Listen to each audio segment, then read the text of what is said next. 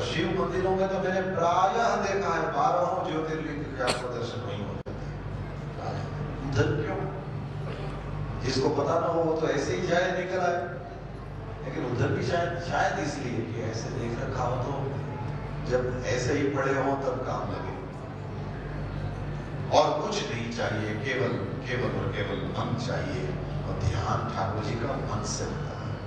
आप कहीं भी बैठे हो, आपका रोज का दर्शन का नियम हो, आप अपने मन से ठाकुर जी का दर्शन कर सकते हैं। देखा होगा तो कर सकेंगे। इसलिए जब ठाकुर जी का नजर लग जाए तो है ये इतना सुंदर कि लग जाए, लेकिन ये कालों को क्या नजर लगी, ऑलरेडी काला है।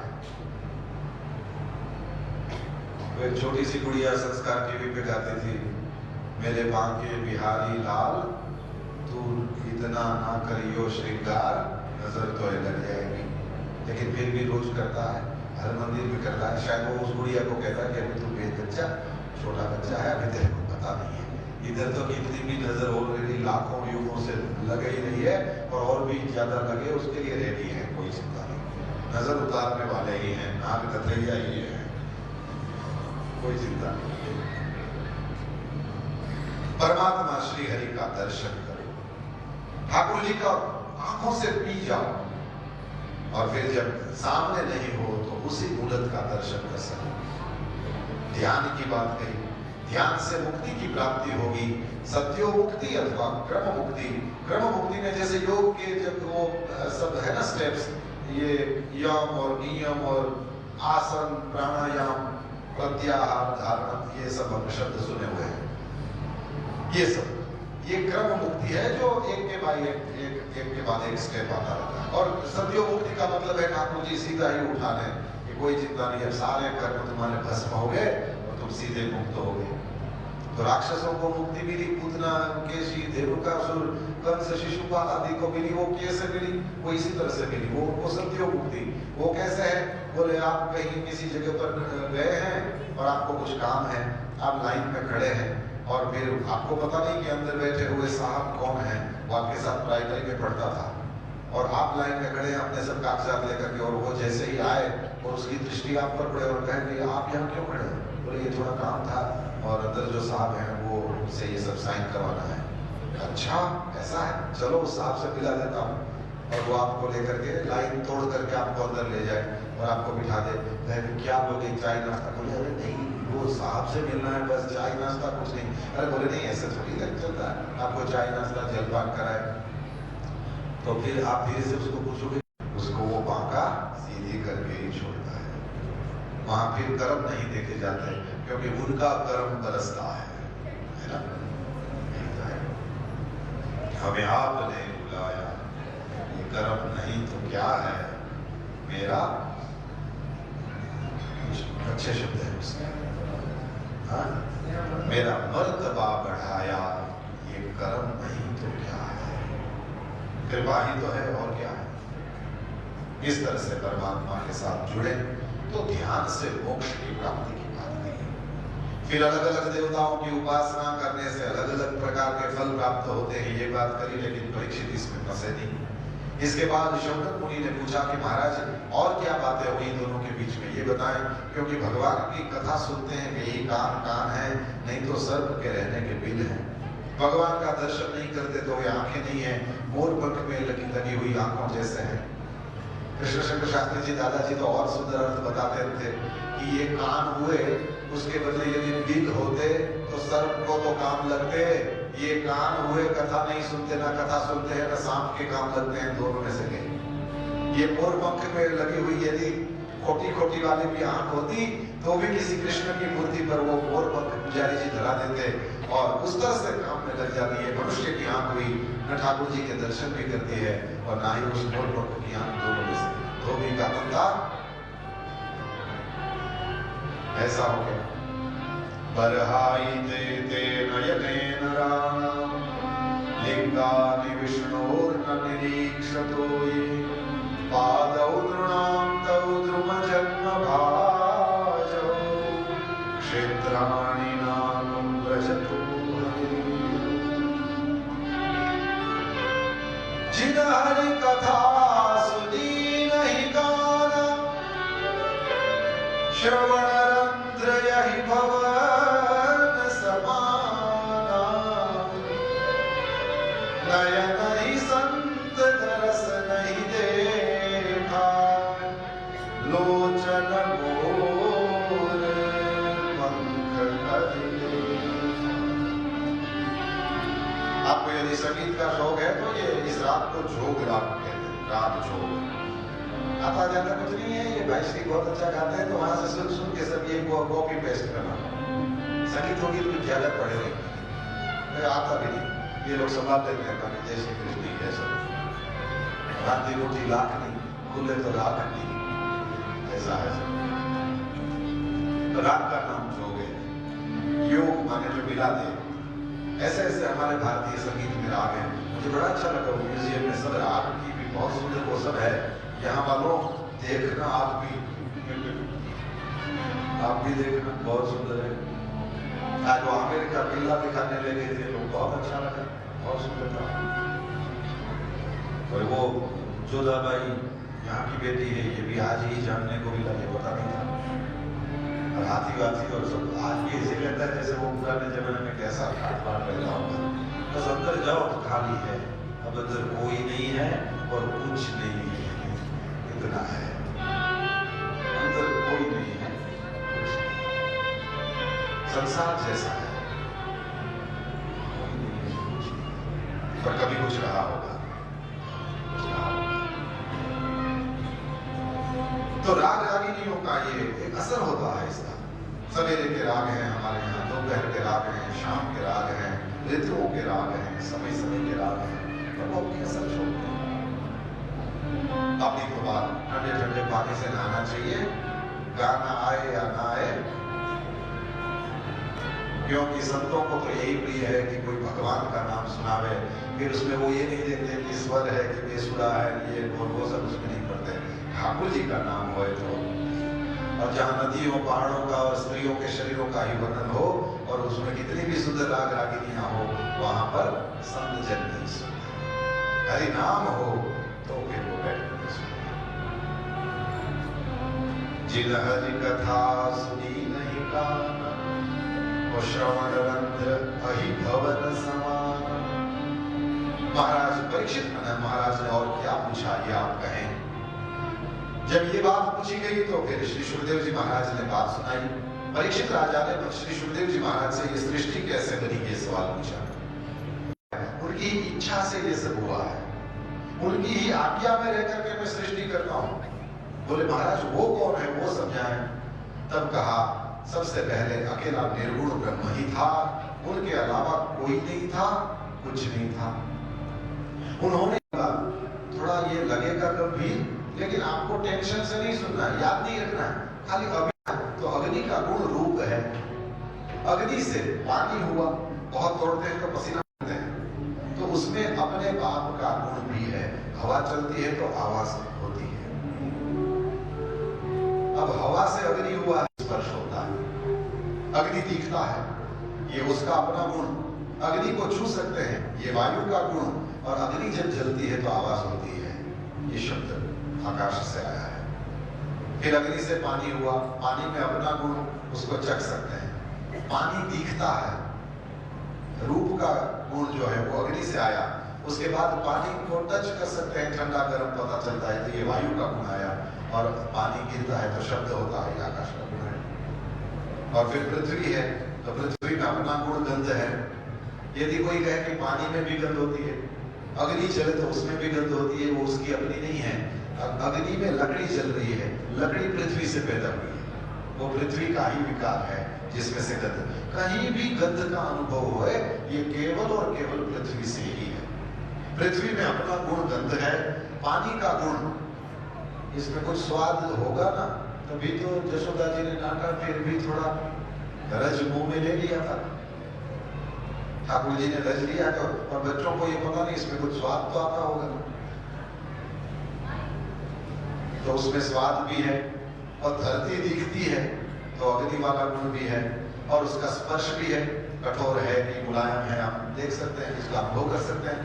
और पत्थर और धूल आदि गिरता है तो आवाज होती है, इसमें पांचों के गुण हैं। इस तरह से ये महाभूत हुए हैं, 5 महाभूत हैं, एलिमेंट्स कहते हैं। इन्हीं 5 से हमारा शरीर बना और इन्हीं 5 से ये दुनिया बनी है। फिर जो राजस अहंकार है, इंद्रियां बनी। जैसे आकाश है, उसका गुण शब्द है, लेकिन शब्द सुनने के लिए कान चाहिए। अच्छा, ये भी समझ लें कि ये जो बाहर दिख रहा है ना, इससे सुनाई नहीं देता, क्योंकि ये तो बहरों के भी होते हैं। इससे सुनाई देता तो फिर ये जिसके है सबको, तो इससे सुनाई नहीं देता। समझना ये है, ये जो दिख रही है बहिर्करण, बाहर का साधन, इससे नहीं सुना। श्रवणेंद्रिय इज समथिंग डिफरेंट, ये अंतर होता है, और इसलिए ये नहीं सुनाई देता। तो लोग कहते हैं अब कान के देवता चले गए। अब इस तरह से सब कुछ समझ लो, आंखों से नहीं दिखता, अंधों के भी आंखें तो एकदम वही की वही होती है, लेकिन वो चक्षु इंद्रिय नहीं होती। कान, जीभ, चमड़ी याद नहीं रहेगा, चिंता मत करना, अभी समझ में आया बस। हाँ, अब लाइटली सुना, नहीं तो वो ऐसे एकदम गंभीर हो जाता है कि ये सब याद है, याद नहीं रखना है, खाली अभी समझ में आया बस। अभी समझ में आता, अपना काम बन गया। इंद्रियां क्योंकि ज्ञान कराती है, ऐसी इंद्रियां हैं, तो ज्ञान इंद्रिय, ज्ञान इंद्रिय। फिर ज्ञान हो जाए तो फिर इच्छा होती है, इच्छा होए तो कर्म करने का मन करता है। तो ये हाथ, पग, मुख, मलद्वार, मूत्र द्वार 5 ये कर्मेंद्रियां हैं, ये काम करते हैं। कथा में जाना है, चल करके पांव जाएंगे, शरीर अपने हाथ को टिका करके बैठेगा। इस तरह से ये इन सब के काम है। ये इंद्रियां राजस अहंकार से, 3 ही होते हैं ना, सत्व, रज, तम। तो तामस अहंकार से ये पंच महाभूत, और फिर राजस अहंकार से उसकी इंद्रियां, और सात्विक अहंकार से उसके देवता। हमारे शास्त्रों में किसी चीज को ऐसे ही नहीं रखते, सब पर देवता। हाथ के देवता इंद्र, चरण के देवता विष्णु, इस तरह के सबके देवता। मुंह के देवता अग्नि है, तो कभी बोले तो लगता है हाँ देवता प्रकट हुआ है, दिखता है ऐसे। अच्छा, अब ये आंख, नाक, कान, जीभ, त्वचा 5, और हाथ, पैर, मुंह, और ये मूत्रेंद्रिय और मल त्याग की, तो ये 10 हो गई। इसमें से 2 इंद्रियां ऐसी हैं जो इंद्रिय एक है, काम 2 करती है। एक तो ये बोलना भी है और खाना भी है, और दूसरी मूत्रेंद्रिय है, जिससे मूत्र त्याग और प्रजा की उत्पत्ति, ये दोनों काम होते हैं। इसी वजह से इन दोनों का संयम कठिन है। वैष्णव जन तो दे कहिए, जो नरसिंह मेहता ने लिखा है, उसमें ये बात आती है, वाच काज मन निश्चल राखे, धन धन जननी तेरे रे। उसकी जननी को धन्य है यदि वाच और काज दोनों को संभाल पाए। अब देखिए, इसमें भी काज बाद में है। यदि और सुमित करें तो किसका संयम ज्यादा कठिन है? तो काज का संयम कठिन नहीं है, वाच का संयम कठिन है। अच्छा, इसके भी 2 काम है, खाती है, बोलती है। इसमें सबसे ज्यादा इसको कहाँ रोका जाए, बोलने में कि खाने में? तो भागवत का सिद्धांत है, जितम सर्वम जिते रसे। खाने में जीत लो तो सब में जीत लिया। अब समझ में आता है क्यों कहते थे बुजुर्ग लोग, जहां कहीं भी नहीं खाना, जब कभी भी नहीं खाना, जिस किसी के हाथ का नहीं खाना, जैसे तैसे भी मत खाना। अब समझ में आया, रसोई अंदर रहती थी। क्यों रहती थी समझ में आया। आज भी महल में देखा कितना अंदर, रसोइयों को तो बाहर का प्रकाश भी नहीं मिलता होगा। वो कहते हैं 3 चीज ढक कर रखना, नहीं ये सब, उसमें एक खाना भी है। तो जहां कहीं भी, जैसे कैसे भी, और जिस किसी के भी हाथ का, और जैसे कैसे भी बैठ करके उठ खड़े हुए नहीं खाना। ये हमारे यहाँ कुछ सोच करके ही कहा करता। यही बात कोई इंग्लिश में कहे तो लोग बहुत जल्दी मान लेते हैं, और यही बात हमारे शास्त्रों की है। इस तरह से कहा जाए तो लोगों को मानने में बड़ी मुश्किल होती है। हर चीज अपने यहाँ है, लेकिन क्या करें, अब मेरा ही देश ऐसा हो गया है कि वो योग नहीं करता, आजकल योगा करता है। तो योग तो तुम्हारा अपना है, योगा क्यों करते हो? योग करो ना, खाली आसन प्राणायाम करो, लेकिन योग करो, योगा नहीं करना है। समझ में आया ना? अपने ही रहना है, जो सुविधापूर्ण हो दुनिया से लिया जाए। ये बात नहीं है कि कोई विदेशों की निंदा। जिस माइक्रोफोन में मैं बोल रहा हूँ, जिसके द्वारा आप तक आवाज पहुंच रही है, ये भारत में नहीं खोजा गया है।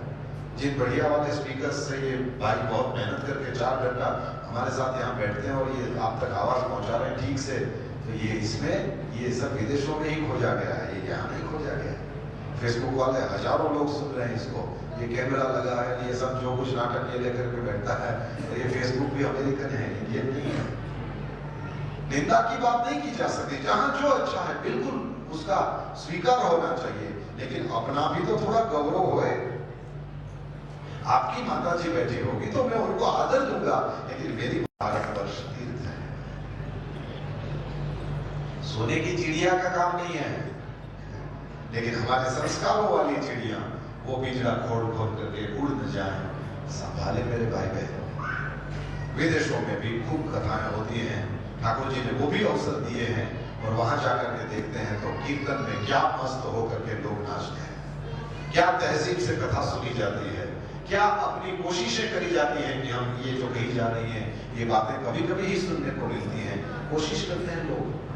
मैंने आपसे ये भी कहा था कि एक ही दिन कहा और दूसरे दिन भागवत की पोथियां ये कथा में दिखाई देने लगी थी।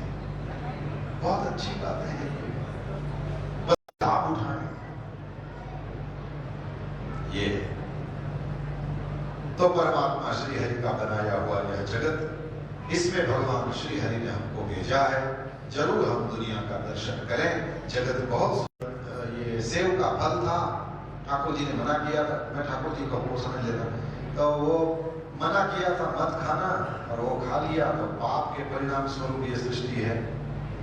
और हमारे यहाँ समाज की पाप का परिणाम नहीं है। ये सृष्टि कैसे हुई है? सिंपल, पिंड सो ब्रह्मांड है।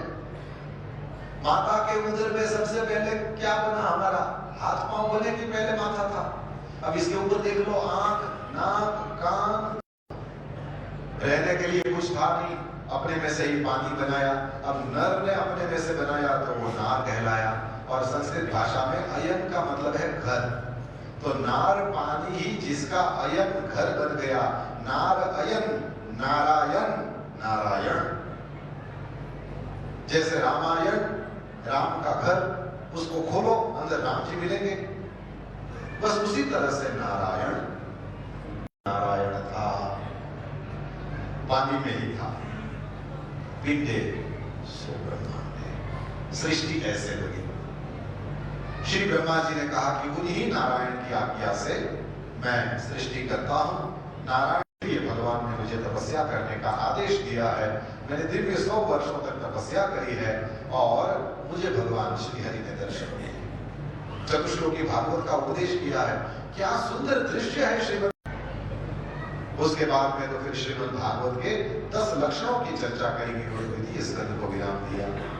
तृतीय स्कंद के प्रारंभ में राजा परीक्षित ने, क्योंकि दूसरे स्कंद के अंत में सवाल पूछा गया, महाराज विदुर जी घर छोड़ करके चले गए थे, तो विदुर जी वापस आए तो तब उन्होंने धृतराष्ट्र का उद्धार किया, लेकिन गए तो मैत्रेय मुनि के आश्रम में गए थे, वहां उन दोनों के बीच में क्या बातें हुई ये बताएं।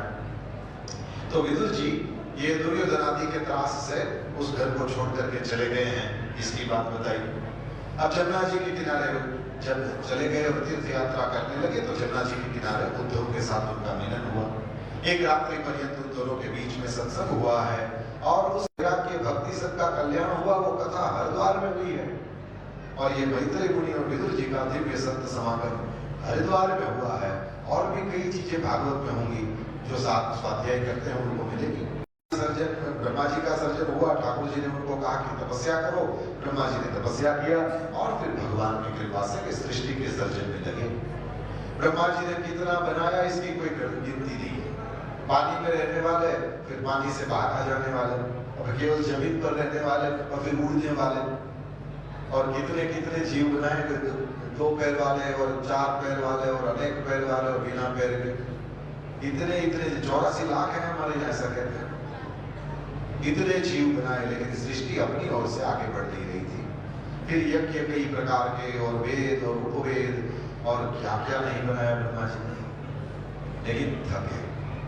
बोले ये थोड़ा अपने आप यदि आगे बढ़ना शुरू करे तो थोड़ा मेरा काम ये हल्का हो। तो सबसे पहले सनत कुमारों को प्रकट किया। सनत कुमारों को कहा कि आप लोग विवाह करें। सनत कुमारों ने स्वीकार नहीं किया।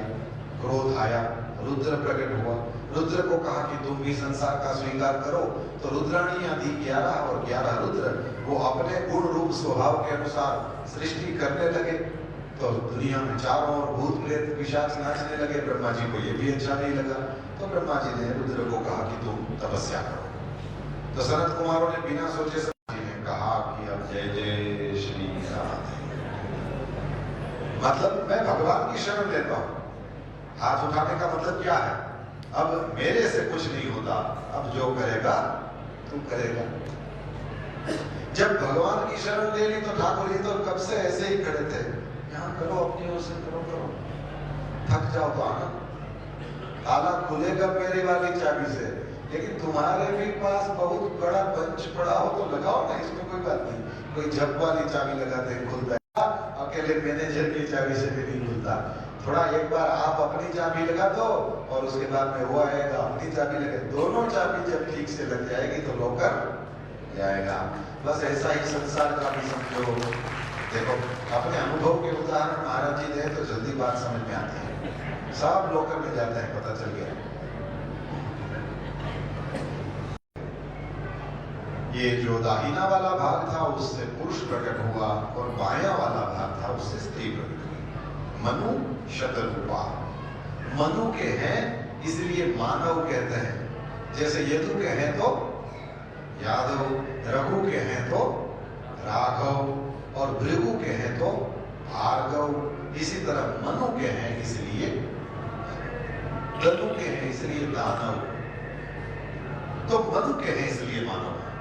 और शतरूपा होती तो एक ही है, लेकिन शतरूपा किसी की बेटी है, हाँ किसी की माँ है, किसी की भौजाई है, किसी की सास है, और सबके साथ उसके सब रूप प्रकट होते हैं।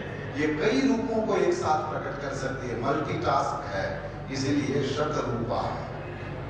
कितने काम एक साथ कर सकती है ना। वो भाई क्षेत्र बहुत अच्छे से समझाता है। किसी का कॉल आया हुआ है तो उसको जवाब दे रही है, और डोरबेल बजी तो उसको वो पता है, और बच्चे की वो नेपी चेंज कर रही है, और उसमें कुकर में सीटी हुई है तो उसको पता है कि ये कोई है, अभी तो बाकी है। ये पुरुष लोगों का काम नहीं है। वो कुछ लिख रहा और बच्चा ऐसे ही है, पापा टूर में जाना है 150 रुपया तो अभी मेरे पास नहीं, माँ के पास माँ कितनी बार कहा है मैं कुछ कर रहा हूँ तो वहां बताया करो। अरे यार एक ही काम कर रहा है, दूसरा काम आया है। लेकिन वो ठाकुर जी ने उसको बनाया ही ऐसा है, वो एक के साथ दो काम नहीं कर सकता। महिलाएं कर लेती हैं, ये ठाकुर जी ने उनको इस तरह से बनाया है। तो मनु और शतरूपा, अब जैसे ही ब्रह्मा जी और मनु महाराज ने जैसे ही कहा तो ठाकुर जी की प्रार्थना करी है। बोले ये इतना बड़ा काम है, भगवान के अलावा कोई नहीं कर सकता। भगवान श्री हरि को याद किया है और ब्रह्मा जी की नासिका से प्रकट हुए।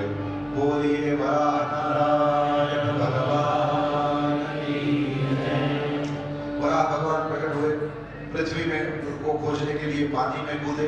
ऋषि मुनियों ने स्तुति किया है और पृथ्वी को खोज करके अपने दांतों की नोक पर उठाया है। और जैसे बहुत बड़ा हाथी एक छोटे से कमल के पुष्प को लेकर के आ रहा हो, ऐसे सुंदर शोभा हुई। ला रहे थे तो बीच में हिरण्याक्ष आया। हिरण्याक्ष का, लेकिन जब ये आएगा तो अपना काम कराएगा, छोड़ेगा नहीं। और भगवान श्री हरि ने गीता जी में कहा है कि मरने के 1 सेकंड पहले भी तुम यदि इसको जीत लो तो समझ लो तुम्हारा काम हो गया। लेकिन ये भी सुन लो कि इसको जीतना ऑलमोस्ट नामुमकिन है। ये चिता तक साथ आते हैं। अरे लोहे की बनी हुई गाड़ियां हैं और धूप में रखोगे और कहोगे कि गर्म नहीं होए, ये पॉसिबल है? आयरन है, गर्म होना ही है। बोले फिर भी एक चीज हो तो नहीं गर्म होती है गाड़ियां या कम होती है। कैसे? बोले किसी घने वृक्ष के नीचे रख दो तो उस वृक्ष की छाया में तकलीफ नहीं हो, उसमें बड़ा वो समझ, या फिर शेड वेड हो तो शेड के अंदर गाड़ियां रखी होती है, कुछ गर्म नहीं होता। हाँ, तुमको ज्ञान है। इसी तरह गोविंद के चरणारविंद के शेड में रख दो तो कोई गर्म नहीं होना, नहीं तो ये हुए ना रहेगा। ठाकुर जी के चरणारविंद रूपी दिव्य वृक्ष के उस छाया में यदि अपनी गाड़ी पड़ी है तो फिर कोई चिंता नहीं तो ये बिना हुए रहता नहीं है। ये अंधकार जैसा है, इसको गालियां देने से इससे पार नहीं पाएंगे, इसमें लाठी या तलवार घुमाने से ये जाने वाला नहीं है। प्रकाश करें अपने आप ही, युगों का अंधकार क्यों न हो ये दूर हो जाता है। इसी तरह ये क्योंकि दिखते नहीं, अपने अंदर है, इसलिए इनके साथ लड़ना नहीं। ये लोभ के प्रतीक हैं दोनों, हिरण्याक्ष और हिरण्यकशिपु, ये दोनों राक्षस प्रकट हुए। ठाकुर जी ने हिरण्याक्ष का उद्धार किया है। इसके बाद पृथ्वी को पानी के ऊपर रख दिया। फिर मनु शत्रुपा का दिव्य दाम्पत्य प्रारंभ हुआ। उसमें 3 बेटियां हुई है, ये देवहूति, आकुति और प्रसूति, और 2 पुत्र हुए हैं, एक का नाम प्रियव्रत, दूसरे का नाम उत्तानपाद। अब देवहूति जो मछली कन्या थी उसकी बात करें। कर्दम ऋषि बिंदु सरोवर के किनारे तपस्या कर रहे थे। भगवान श्री हरि ने प्रसन्न होकर के विवाह की बात करी। कर्दम ऋषि ने भी यही मांगा है और मनु महाराज अपनी बेटी को परसों लेकर के आएंगे, आप उनके साथ विवाह करिएगा। ठाकुर जी ने इस तरह आज्ञा दी, कहा कि मैं आपका पुत्र होकर के आऊंगा। कर्दम ऋषि प्रसन्न हुए हैं, उस काल की प्रतीक्षा करने लगे और फिर मनु महाराज अपने पुत्री के साथ पधारे और मनु महाराज की उस पुत्री के साथ कर्दम ऋषि का विवाह हुआ। दिव्य दाम्पत्य है। और फिर कर्दम ऋषि ने तो सालों की तपस्या करी। जैसे ही तपस्या परिपूर्ण हुई तो फिर माँ की उस सेवा को देख करके बहुत प्रसन्न हुए। कामक नाम का विमान बनाया है, उस विमान के अंदर विहार करने के कारण 9 कन्याएं उत्पन्न हुई है। ब्रह्मा जी 9 कन्याओं के साथ उन 9 ऋषियों को लेकर के आए और उन सबका विवाह किया है। जैसे ही विवाह संपन्न हुआ, सब बहनें चली गई तो फिर कर्दम ऋषि ने पहले ही शर्त रखी थी, मैं संन्यास ले लूंगा जब मेरे बच्चे हो जाएंगे। तो देवहूति माता ने कहा कि देव आपकी बात तो सही है, लेकिन आप संन्यास लेकर चले जाएं और ये 9 बहनें हैं, इन सबको भी आपने ब्याह दिया, अब मैं रहेगी अकेली, तो मेरे आधार के लिए कुछ होना चाहिए। तब भगवान की बात याद आई और उसके बाद भगवान श्री हरि का प्राकट्य, 9 बहनें जन्मी और उसके बाद तुरंत भगवान श्री हरि का प्राकट्य हुआ है। बोलिए कपिल नारायण भगवान की। कपिल देव जी का प्राकट्य हुआ है और उसके बाद में भगवान श्री हरि का प्राकट्य हुआ। माता अत्यंत प्रसन्न हुई है। माता जी कपिल मुनि, कर्दम ऋषि ने संन्यास ले लिया तो कपिल मुनि की शरण में गई और प्रकृति पुरुष का विवेक जानना चाहा। कपिल मुनि ने बड़े प्रेम से सांख्य का उपदेश किया है। अनिमित्ता भागवती भक्ति सिद्धिर गरीयसी। हे मां, यदि आदमी चाहे तो अपने हृदय में ऐसी भक्ति को वो बढ़ावा दे, ऐसी भक्ति को डेवलप करे कि वो अनिमित्ता हो, भगवान से कुछ मांगे नहीं। परमात्मा से मांगने का मतलब है परमात्मा की कृपा में अविश्वास, बस साधु जनों का संग करता रहे, भगवान में विश्वास अपने आप डेवलप होगा। वो साधु कैसे होते हैं तो कई लक्षण बता दिए हैं, ये साधु हैं, इनके साथ बैठेंगे तो क्या मिलेगा, बोले भगवान की कथा मिलेगी। भगवान की कथा से क्या होगा, बोले श्रद्धा बढ़ेगी। श्रद्धा बढ़ेगी तो क्या होगा, बोले भगवान के प्रति प्रेम प्रकट होगा और इससे क्या होगा, बोले भक्ति की प्राप्ति हो जाएगी। श्रद्धा रतिर भक्ति प्रविष्यति। इस तरह से कपिल मुनि ने दिव्य उपदेश किया और फिर सांख्य शास्त्र के प्रचार प्रसार के लिए भगवान चले गए गंगा सागर। कहते हैं सारे तीर्थ बार बार और गंगा सागर मेरे बार। ऐसा दिव्य स्थान है कि कपिल मुनि का मन वहां लग गया। कपिल मुनि वहां बैठ करके तपस्या करते हैं। जैसे ही मुनि चले गए उसके बाद में मां ने योग गति के द्वारा अपने प्राण छोड़े हैं। माता को सिद्धि मिली। उत्तर गुजरात में यह स्थान है, सिद्धपुर कहलाता है और ये मातृगया भी है। माता का श्राद्ध वहां होता है। अब जैसे ही भगवान श्री हरि के माता जी ने ये सिद्धि प्राप्त करी तो देवांगनाएं भी प्रसन्न हुई, उन्होंने भी फूल बरसाए हैं। माता को सिद्धि प्राप्त हुई है, कथा सुना करके तृतीय स्कंद को विराम दिया। चतुर्थ स्कंद में 4 प्रकरण है, धर्म प्रकरण, अर्थ प्रकरण, काम प्रकरण, मोक्ष प्रकरण। आइए उन कथा का आनंद लें। उससे पूर्व 2-4 मिनट के लिए हम भगवान के नाम का कीर्तन करें।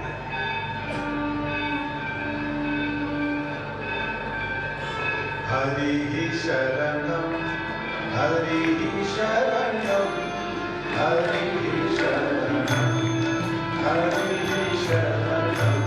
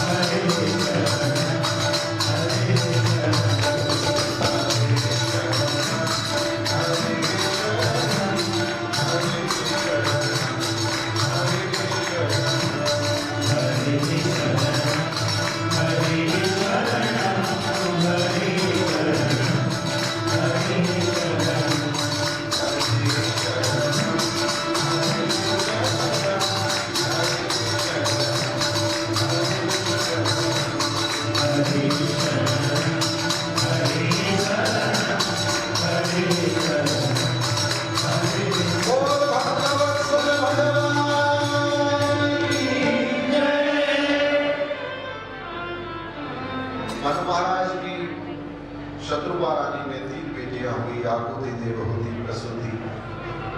आकुति का विवाह रुचि ऋषि के साथ हुआ। रुचि और आकुति के यहाँ यज्ञ नारायण प्रकट हुए, दक्षिणा प्रकट हुई, दोनों का विवाह हुआ। दोष, प्रदोष, संतोष, भद्र, शांति, रसवती आदि पुत्र हुए। मनु महाराज की मछली बेटी देवहूति का चरित्र बताया और देवहूति माता के जो कन्याएं हुई उन सब का चरित्र भी बताया। वशिष्ठ और अरुंधति का विवाह हुआ है, भृगु और ख्याति का विवाह हुआ है और उन सब के साथ क्या क्या घटनाएं घटी उन सब का वर्णन। सती अनसुईया का चरित्र बताया गया है, जिनके यहाँ तीनों देवता बालक बनकर के आए। भृगु ऋषि ने भी तपस्या किया है, तीनों देवता प्रसन्न होकर के आए हैं और ये दत्त, दुर्वासा और चंद्रमा ये तीनों के अंश से प्रकट हुए, ये कथा है।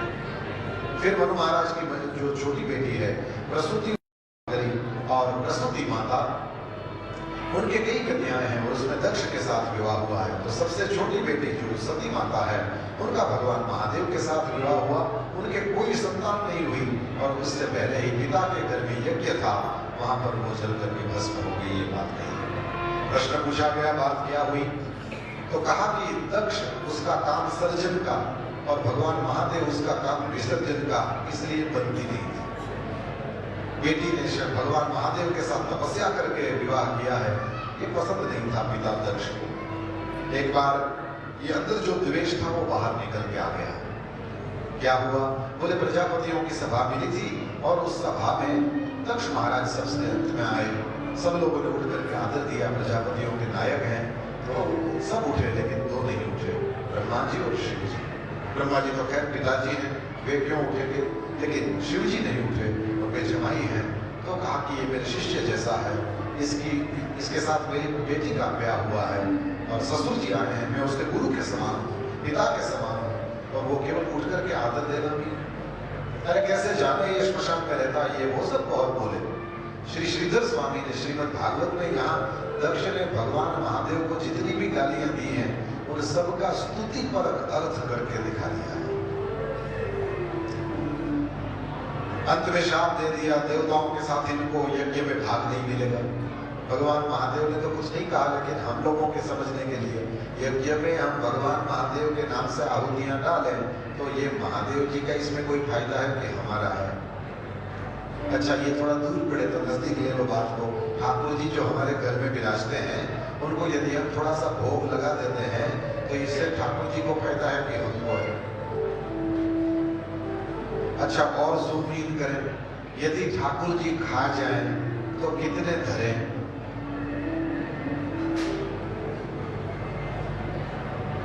बताइए। देखो आपके घर का कुछ काम नहीं करेंगे और ठाकुर जी, खाली आप जो धरोगे खा जाएंगे। सच बताओ, रोज खा जाए तो कितने लोगों का सब्र वैसा का वैसा रहे, रोज धरे? मुश्किल है मेरे भाई, बहुत मुश्किल है। ये तो होए तो पता चले। अरे जिंदों में हमको भगवान नहीं दिखते, मूर्ति में क्या आप दिखते होंगे? जो अच्छी खीर बनी हो और वो कहता है कि बहुत अच्छी बनी है, उसमें भगवान, जो हिलने डुलने वाले हैं, जो रोने गाने हंसने वाले हैं, उसमें हमको भगवान कहाँ दिखते हैं? सास भगवान, ससुर भगवान, बेटा भगवान, बेटी भगवान, पति भगवान, पत्नी भगवान दिखता है? बड़ा मुश्किल है। तो जो वो ये हिलने डुलने वाले हैं, हमारे सामने जीते हैं, जंगम है, उसमें यदि भगवान नहीं दिखे तो स्थावर में क्या दिखेगा? तो रोज खा जाए तो कितने धरे? सच बताओ, मुश्किल है। और तो ठाकुर जी को भी मालूम है, रखा है, खाना नहीं है, इसलिए वो देखते हैं कि अभी आएगी तो वापस ले जाएगी। ठाकुर जी भी नहीं कहते, उनको भी अपना पता है। अरे भगवान को भोग लगता है तो उसमें हमारे लिए हम मंदिर नहीं बनाए, ठाकुर जी बाहर खड़े।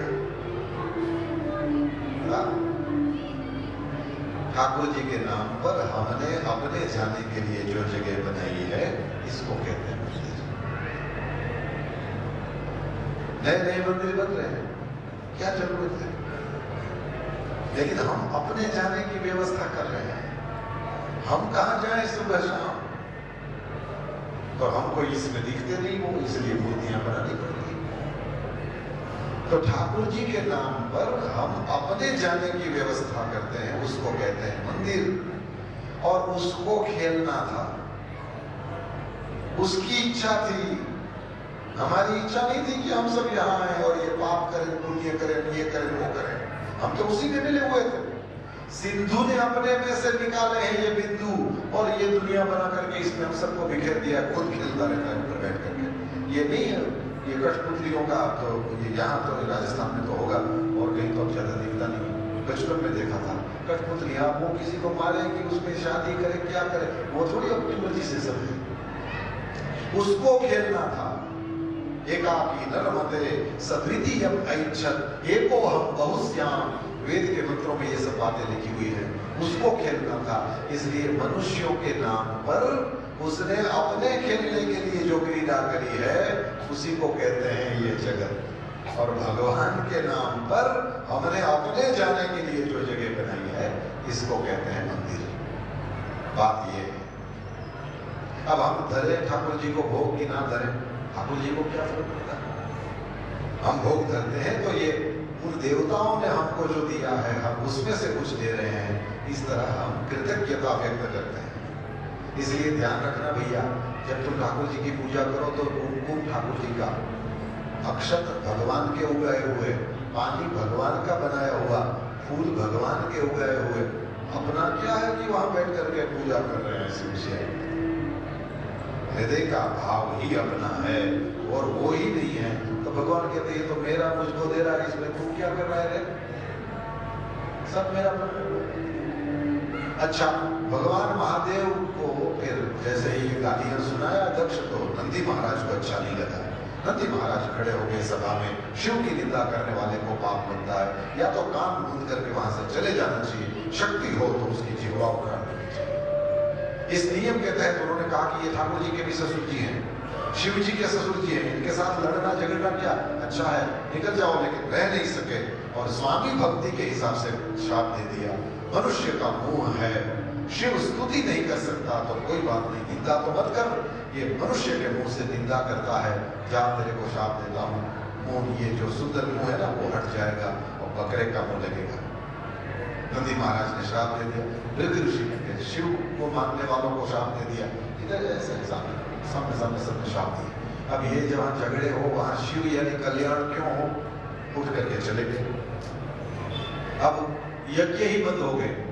दक्ष ने कहा कि शिव जी को कोई भाग नहीं देगा, तो सब लोगों ने सोचा त्रिशूल रखते हैं पास में, एक भी होए तो लड़ना मुमकिन नहीं है, ये तो त्रिशूल वाले हैं, ऐसा करो यज्ञ ही नहीं करें, क्योंकि करें और उसमें शिव जी का भाग रखें तो भी मुश्किल, क्योंकि दक्ष कहेंगे मैंने ऑर्डर दिया है शंकर का, कोई उसके नाम से आहुतियां नहीं डाले, और यदि हम ना करें तो फिर पता नहीं कैलाश वाले बिगड़ जाए, तो वो तो है ही प्रलय के देवता, बेटर है करो ही नहीं। यज्ञ बंद हो गए, दक्ष ने किए, दक्ष यज्ञ करने लगा और उसमें यज्ञ परिपूर्ण हुआ शांति से। शंकर भगवान ने कुछ नहीं कहा, सच में ये ऐसा लिखा है कथा में, यज्ञ शांति से परिपूर्ण हो गया, सब लोग अपना प्रसाद लेके चले गए, टेंट वाले चले गए, रसोई वाले केटरिंग वाले चले गए, सब चले गए, घर खाली हो गए। दक्ष ने सोचा कि मैंने तो इसको उकसाने के लिए, इसको परेशान करने के लिए ये काम किया था, असर नहीं हुआ, कोई बात नहीं, दूसरी बार करूंगा और उससे बड़े स्केल पर करूंगा और 33 करोड़ देवताओं को आमंत्रण दूंगा, केवल गुरु को छोड़ के। ये ईर्ष्या है ना, ये आग इसमें पैक कर देती है, हम ज्यादा खुल के सोच नहीं सकते, और ये बहुत बड़ी जरूरत है मनुष्य की, देखो विशालता से सोचे।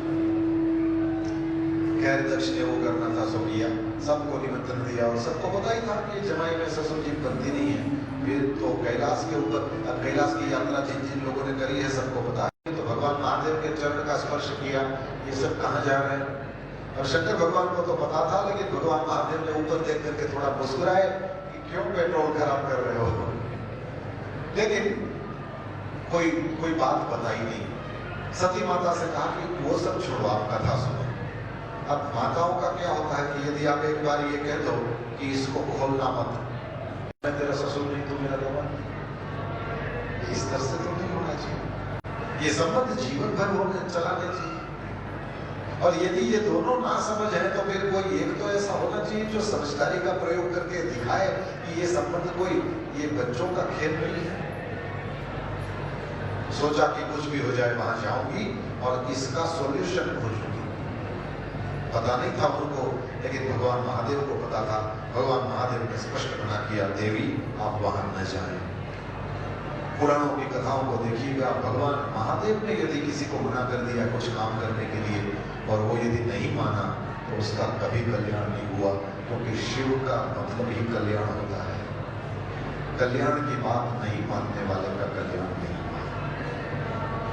भवानी जी तो गई है वहां पर, लेकिन अब स्त्री का क्या होता है कि अपने पीहर में अपने पति का अपमान नहीं सह सकती और अपने ससुराल में अपने पिताजी या अपने भाई के बारे में कोई कुछ बोले तो वो नहीं सह सकती। यहाँ पीहर है और यज्ञ जैसा दिव्य प्रसंग, लेकिन पति का अपमान करने के लिए किया गया है।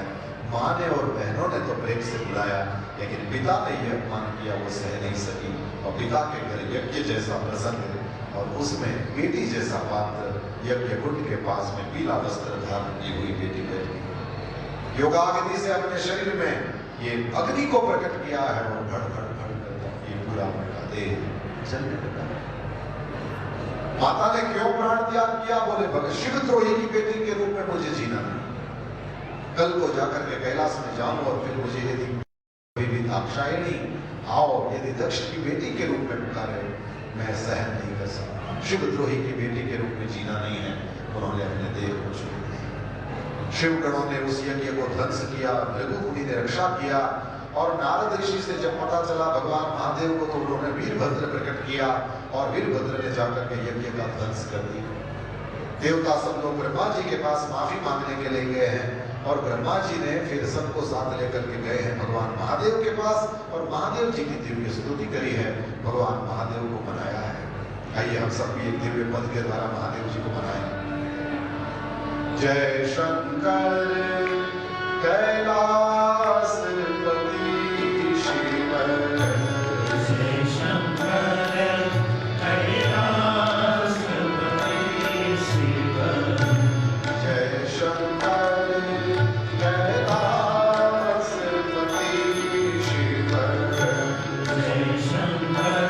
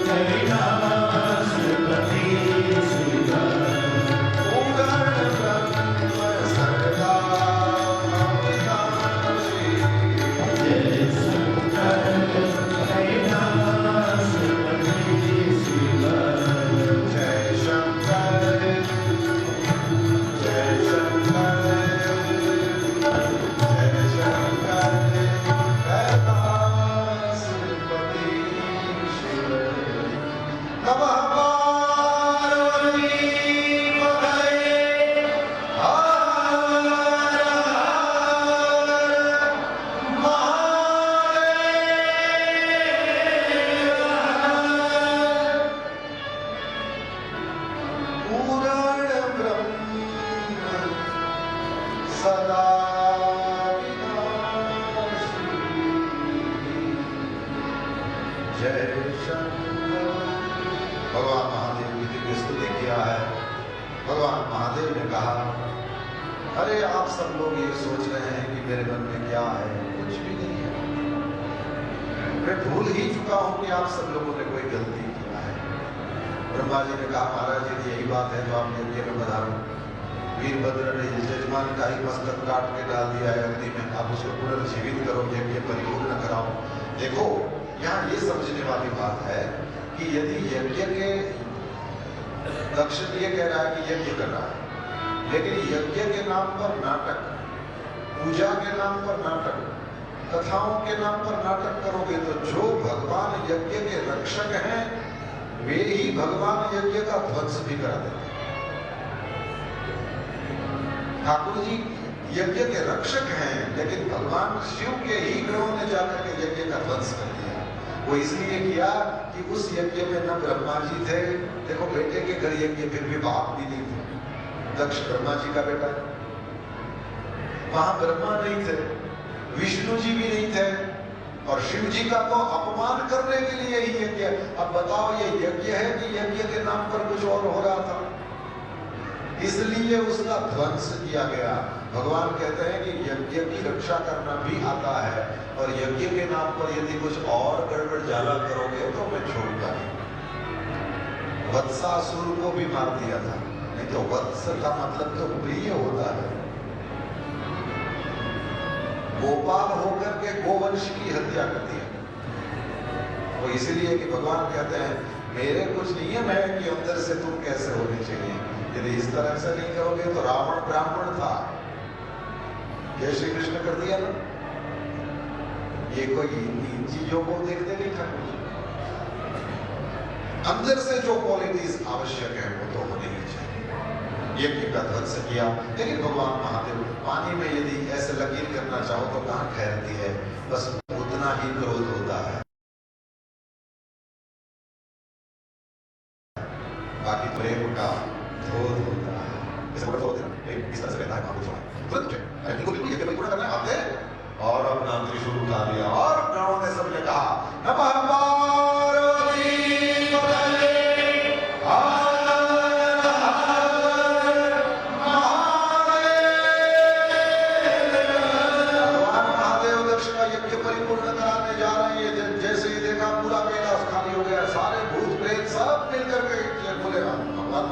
अच्छा काम करने जाना चाहिए। वो वहां पर गए और वो दक्ष को पुनर्जीवित किया।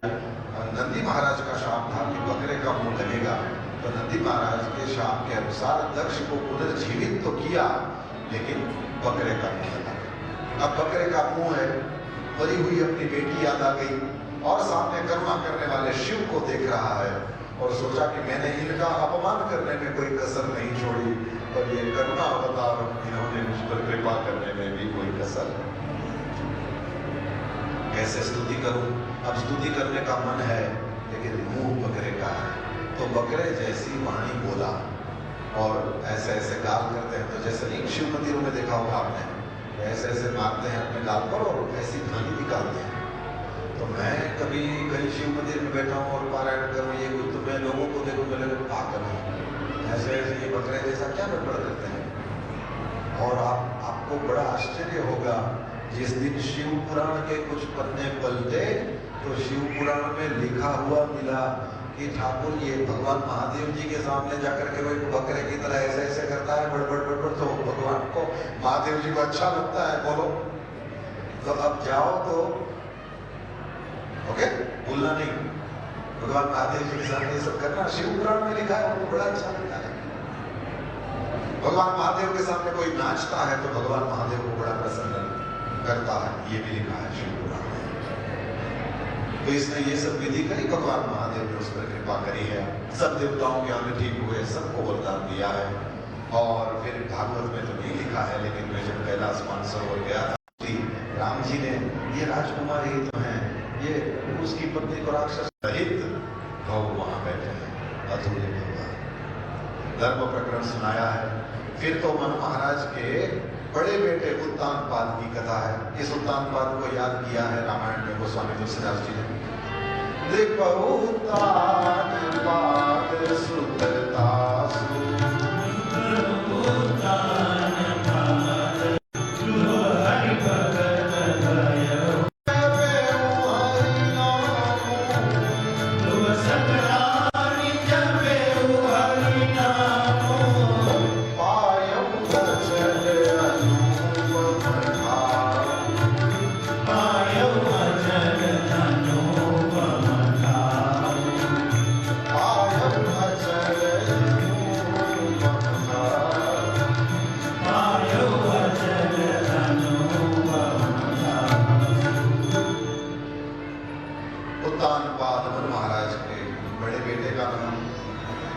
दो रानियां थी, सुरुचि सुनीति। सुनीति अच्छी नहीं लगती थी, रुचि अच्छी लगती थी। अच्छा खाना पीना ये सब सुरुचि है, और नीति सत्य के मार्ग पर चलना, धर्म के मार्ग पर चलना। और अपनी तो ये दशा है कि कैलेंडर में एक पन्ना फाड़े, और यदि वहां एक के अंक लिखे हुए मिले और सवेरे ही पता चल जाए कि आज एकादशी है, तो उस दिन तो सबसे ज्यादा भूख लगती है। जिस दिन कॉन्शियसली पता हो कि आज जागरण करना है, उस दिन तो सबसे ज्यादा नींद आती है। वो नीति है, उस पर चलना बड़ा मुश्किल होता है। और रुचि सबको प्यारी लगे, उत्तम। अब जैसे ही एक दिन राजा उत्तम को अपनी गोद में लेकर के खिला रहे थे, वहां पर ध्रुव आया। ध्रुव ने भी अपने पिताजी की गोद में बैठने की कामना करी, और जैसे ही ये कामना करी तो फिर उत्तानपाद राजा तो उनको लेने के लिए ऐसे हाथ उन्होंने अपने हाथ में लेने की कोशिश करी, लेकिन वो सुरुचि ने मना किया। संतों से सुना है, बहु बनज बहु बेटिया, दो नारी भर थार, बता को कहाँ मारिए, मार दिया किरदार। बहु बनज, बहुत ज्यादा व्यापार। खाना खाते समय फोन आ जाए, एक फोन पे बात कर रहा है और दूसरे हाथ से खा रहा है, तब तक दूसरा फोन आ जाए तो कॉल रख देना पड़े वो, और फिर दूसरा फोन जाए, हाँ हाँ हाँ। बहु बनज, को कहाँ मारिए, ये मरा ही हुआ है। और दूसरा बहु बेटियां, जिसको 10-11 बेटियां हो, कहाँ मारिए, मार दिया किरदार। और तीसरा लिखा है, दो नारी भर था, जिन्होंने 2 बार साहस किया एक साथ। तो को कहाँ मारिए, मार दिया। सुरुचि सुनीति। अब सुनीति के बच्चे को ये खिलाए, सुरुचि सह नहीं सकी। ठीक है, बच्चे इसीलिए तो बच्चों पर नूर बरसता है। शरारतें तो करते हैं लेकिन साजिशें नहीं कहते हैं। हाँ, इसीलिए तो बच्चों पर नूर बरसता है। थोड़ी देर रो करके शांत हो जाए, लेकिन ये नहीं हुआ। सुरुचि बोली, क्या बोली? कहा कि यदि तुम्हें अपने पिताजी की गोद में बैठना है तो जंगल में जाकर के तपस्या करो, भगवान प्रसन्न होए तो कहना मुझे अपनी सुरुचि माँ का बेटा बनाओ, यानी अभी तुम जो हो मर जाओ। यही हुआ ना। अब रोने लगा, रोते हुए माँ के पास गया। सुनीति ने कहा कि देखो, सगी माँ का अधिकार जितना होता है अपने बच्चे पर, उससे कहीं ज्यादा दूसरी वाली माता जी का होता है। अरे बेटा, उन्होंने जो कहा है कि जंगल में जाकर के तपस्या करो, एकदम सही कहा है उसने। जाओ जंगल में तपस्या करो, विष्णु भगवान को प्रसन्न करो। किसी दासी ने, बूढ़ी दासी ने सुनीति से कहा कि माँ है कि कोई और है? क्यों? 5 साल के बच्चे को जंगल में तपस्या के लिए भेज रही है। अरे बोली, माँ तुमको पता नहीं है क्या? बोले, आज तो मैं ठाकुर जी को भी आजमा रही हूँ। कैसे? बोले, समझ लो कि यदि मेरे बच्चे को ठाकुर जी नहीं मिले और यदि किसी बाघ शेर ने खा लिया तो मेरी इज्जत कहाँ जाने वाली है? उसकी जाएगी। भगवान को प्राप्त करने गया था और इसको बाघ शेर ने मार डाला। अब उसको अपनी इज्जत की पड़ी हो तो देखे, सोचे, जो करना करे। और दूसरा, यदि ये नहीं हुआ और मेरा बेटा यदि भगवान को प्राप्त करके आ गया तो फिर तो दुनिया में नाम हो जाएगा। ये किसका बेटा है ये पूछा जाता है। धन धन जननी तेरी रे, उसकी माँ को ही सब लोग प्रशंसा करते हैं। गया है ध्रुव, रास्ते में श्री नारद जी मिले हैं। नारद जी ने कहा कि बेटा कहाँ जा रहे हो? बोले, भगवान को प्राप्त करने जा रहे हो। वाह! पता है, पेड़ों पे उल्टे लटके हैं कई ऋषि मुनि, कई हजार सालों से, सपने में भी नहीं दिखे। तुमको दिखेंगे? बोले, हाँ, उनको दिखे हो ना दिखे हो, मुझे दिखेंगे। क्यों, कोई स्पेशल हो तुम? बोले, हाँ बिल्कुल स्पेशल है। कैसे कह रहे हैं? अरे बोले, उन सबको दिखे हो ना दिखे हो, हमको दिखेंगे, क्योंकि हमको आप दिख गए हो। नारद नारद जी की चिट्ठी लेकर के जाएगा उसको भगवान मिलेंगे ही मिलेंगे। और दूसरी भी बात है, जिनको गुरु मिले उनको तो भगवान को मिलना पड़े। उन सबको आप नहीं मिले हो, इसलिए भगवान मिलेंगे कि नहीं मिलेंगे शंका है। भगवान श्री हरि के बारे में इतना बड़ा भरोसा देखा, श्री नारद जी बड़े प्रसन्न हुए हैं।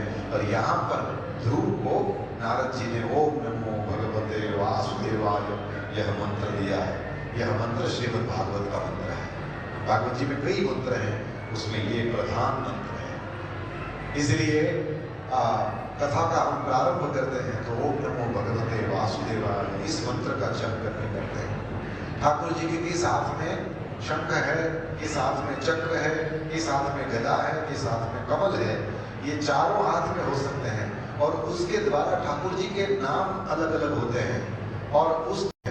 और उस तरह से जैसे आपके बिरला मंदिर में ये ठाकुर जी विराज